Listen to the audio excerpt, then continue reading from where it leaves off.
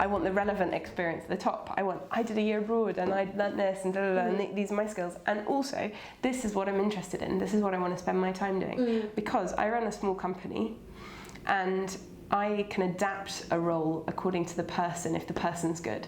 Okay. So if I meet somebody who's really, really creative and wants to, almost be a cartoonist or something, I can find a way to make them happy in some way in the business. So I need to know that. And I really, really think it's very important that all the spelling and grammar is really good because I'm a bit of a grammar and spelling person. The model I have looking at CVs, right, is simply, it's scale, complexity and track record. Right? So if I've got this thing, when I'm looking at a CV, I want to know what's the scale of what they've done. So if you're a graduate and you haven't done much work, but you've been on a project team, it's interesting that your project had 20 people on it than 2, right? I want a sense of scale. If you've had a Saturday job, was it at Dixon's or was it at the corner shop? So think scale. The next is complexity, meaning the stuff that you've done, has it been dead easy or has it been quite difficult? Yeah. And now, again, if you've got nothing to say in a CV, but you've done essays and you've revised, try and tell me how complex your degree was. Was it easy or was it difficult? I want a sense of complexity. And then the track record bit is, what have you done? Get 2-1 or not? Bloody first time pass or not? That's what I love. So my advice would be to someone who, for some reason, has not got the best academics, I think they need to kind of do a job that gets them over their lack of academics so that they can say, forget the fact that I've got, poor A levels and, fluffed at university. That was all down to something in my past. Don't describe it, but just say that was then.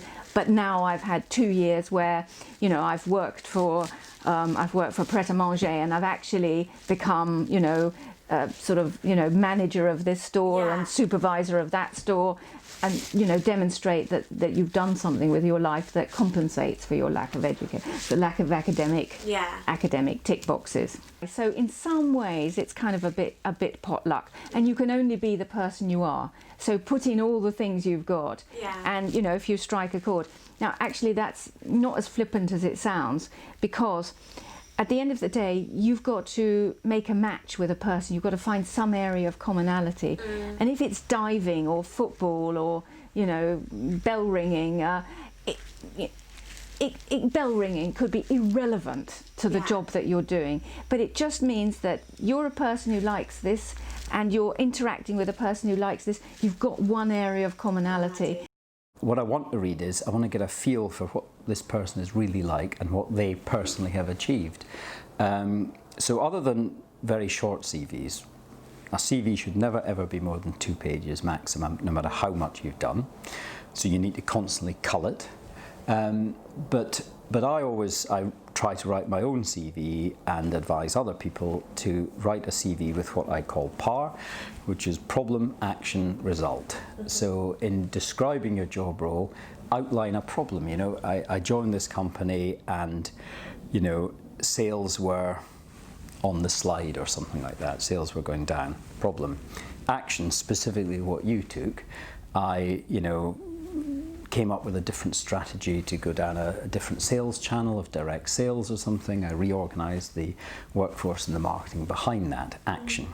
Result, we saw an uplift in sales of 20% a year for the next 3 years due to my action. So it's nice and tight, and you can read that and see what their thinking is like, what the action oriented and what they actually achieved, all of which can be verifiable when you take references.